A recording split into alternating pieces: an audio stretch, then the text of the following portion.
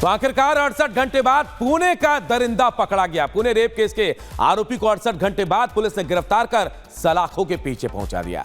आरोपी के बाद, उसके गिरफ्तारी के बाद लोगों में नाराजगी है। महिलाओं ने थाने के बाहर जोरदार प्रदर्शन कर उसके फांसी की मांग की है।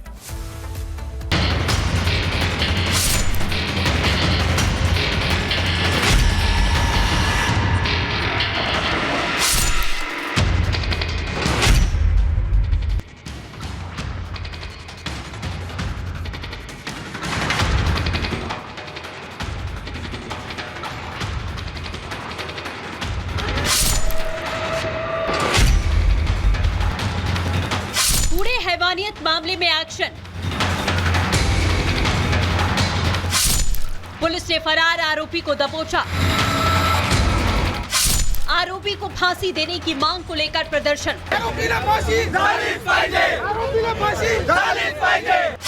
रातभर सर्च ऑपरेशन। आरोपी की तलाश में 13 टीम, ड्रोन और खोजी कुत्तों की मदद। और आखिरकार पुलिस की बिछाए जाल में फंसी गया दत्तात्रेय रामदास। दत्तात्रेय रामदास वही शख्स है जिसने इंसानियत को शर्मसार किया। इस पर आरोप है कि इसने बीते 25 फरवरी को पुणे से बस स्टैंड के पास एक बस में हैवानियत का खौफनाक खेल खेला, एक मासूम की अस्मत लूट ली और मौके से फरार हो गया। आपने वो डायलॉग तो जरूर सुना होगा, कानून के हाथ बहुत लंबे होते हैं।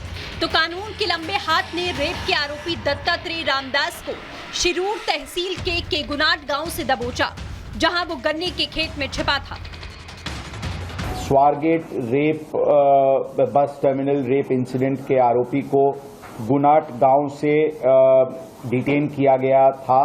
करीब 500 अधिकारी और कर्मचारी इस ऑपरेशन में पिछले 3 दिन से थे। कल इसमें गांव के, जो गुनाट गांव के करीब 400 से 500 नागरिकों का इसमें बहुत सहकार्य मिला।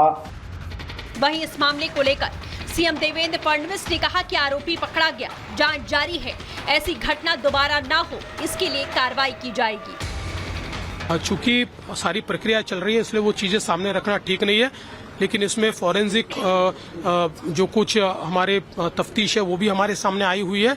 तो निश्चित रूप से इसकी सारी जानकारी आपको मिलेगी और इस प्रकार के डिपो में ऐसे मिसयूज न हो, इस दृष्टि से भी आगे में कार्रवाई की जाएगी। आरोपी को पकड़ने के बाद पुलिस ने उसे आज अदालत में पेश किया। अदालत ले जाने के समय पुलिस थाने के बाहर आरोपी का जमकर विरोध हुआ। आरोपी को फांसी देने की मांग को लेकर लोगों ने प्रदर्शन किया।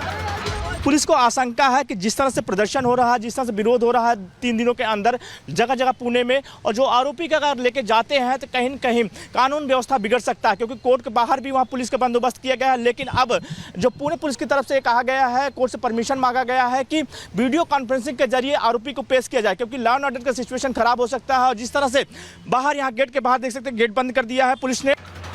हालांकि गिरफ्तारी से पहले आरोपी पूरी तरीके से डर गया था। उसे कानून से मिलने वाली सजा का भय सता रहा था। पुणे के पुलिस आयुक्त अमितेश कुमार ने कहा, प्राथमिक चिकित्सा रिपोर्ट के मुताबिक आरोपी के गर्दन पर गहरा निशान पाया गया, जिसे देखने के बाद कहा जा रहा है कि वो आत्महत्या करके मरने की कोशिश करना चाहता था। पुलिस को संदेह है उसने सुसाइड का प्रयास किया, लेकिन वो सफल नहीं रहा। पुलिस को अभी फाइनल रिपोर्ट का इंतजार है। एक वाटर टाइट केस इन्वेस्टिगेशन, एक स्ट्रॉन्ग इन्वेस्टिगेशन और वाटर टाइट केस बनाने की दृष्टि से हम लोग पूरी तरीके से प्रयत्नशील हैं। इसमें स्पेशल काउंसिल की नियुक्ति की जाएगी और एक फास्ट ट्रैक तरीके से इस मैटर को हम आगे ले जाएंगे और जल्दी से जल्दी आरोपी को सजा मिले, इसके लिए हम पूरी तरीके से प्रयत्नशील रहेंगे।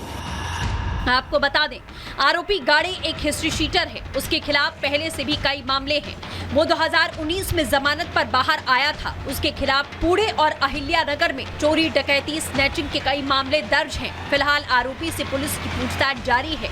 वहीं इस घटना को लेकर लोगों में भारी गुस्सा है। Bureau report, Republic Bharat. और नया भारत आज पूरी दुनिया में विज्ञान का केंद्र बन गया है और भारत रोज नई नई खोज कर रहा है। रक्षा मंत्री राजनाथ सिंह ने हैदराबाद में राष्ट्रीय विज्ञान दिवस के मौके पर कहा कि हमारे युवाओं में बहुत क्षमता है और यही क्षमता आने वाले दिनों में भारत को सुपर पावर बनाएगी। 2047 तक भारत विकसित राष्ट्र बन जाएगा। रिपोर्ट देखिए।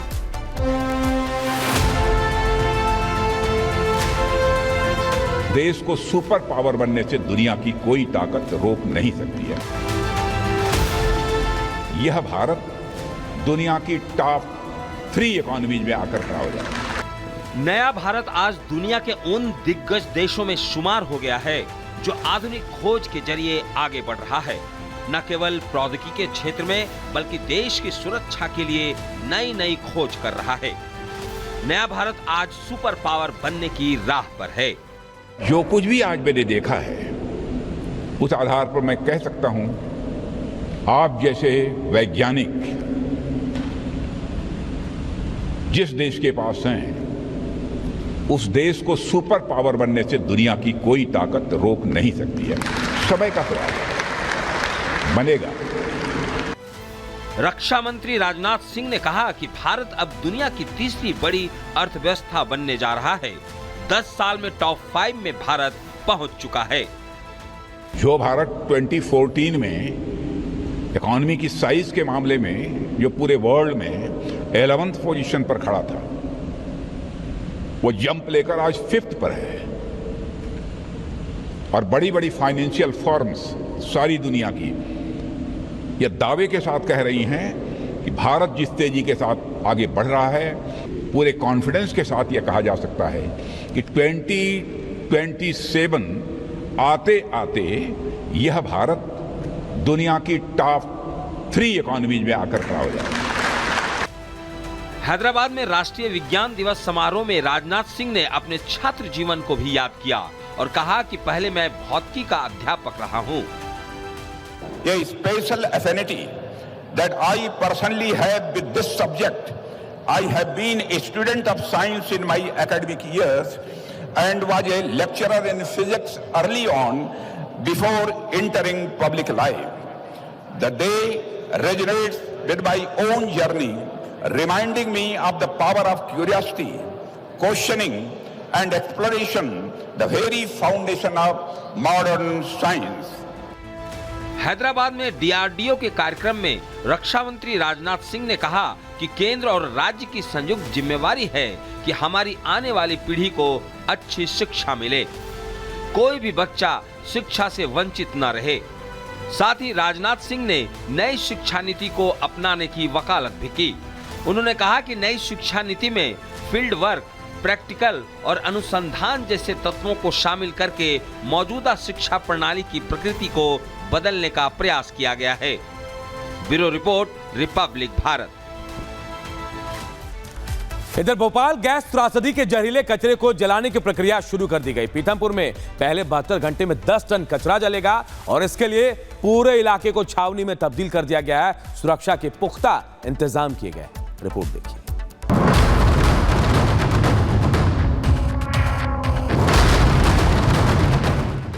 40 साल पहले भोपाल में 5000 से ज्यादा लोगों की मौत की वजह बने यूनियन कार्बाइड के जहरीले कचरे को भस्म करने की शुरुआत हो गई है। स्थानीय लोगों के भारी विरोध और सुप्रीम कोर्ट तक चली लड़ाई के बाद आखिरकार कचरे को जलाकर नष्ट करने की प्रक्रिया शुरू हो गई है। हाईकोर्ट के निर्देश पर सरकार ने इसकी प्रक्रिया शुरू की। गैस त्रासदी के बाद से ये कचरा फैक्ट्री में ही आसपास के वातावरण को दूषित करता रहा। कचरे के निपटारण के लिए सरकार ने 126 करोड़ रुपए पीथमपुर की राम की कंपनी को दिए। 2 जनवरी को 337 टन कचरा को भोपाल से इंदौर तक 8 घंटे का सफर तय कराकर लाया गया, लेकिन पीथमपुर में हुए भारी विरोध के कारण सरकार को पीछे हटना पड़ा और वेट एंड वॉच की रणनीति अपनानी पड़ी। विरोध करने वाले संगठनों से पहले अफसरों ने संवाद किया, फिर कचरा जलाने का काम शुरू किया। यूनियन कार्बाइड का जहरीला कचरा 1 जनवरी को भोपाल से पीथमपुर राम की कंपनी में लाया गया था। हालांकि उसके बाद विरोध प्रदर्शन हुए, लोगों ने आगजनी भी की, चक्का जाम भी किया, जिसके चलते उस कचरे को उस समय नहीं जलाया गया। सरकार ने हाईकोर्ट से मोहलत मांगी और कोर्ट ने समय भी दिया और इसके बाद आज आप देख सकते हैं राम की जो फैक्ट्री है, राम की कंपनी है, इसके अंदर 10 मीट्रिक टन जो जहरीला कचरा है उसका ट्रायल रन यानी कि उसको जलाने का जो प्रोसेस है वो शुरू हो चुका है। कचरा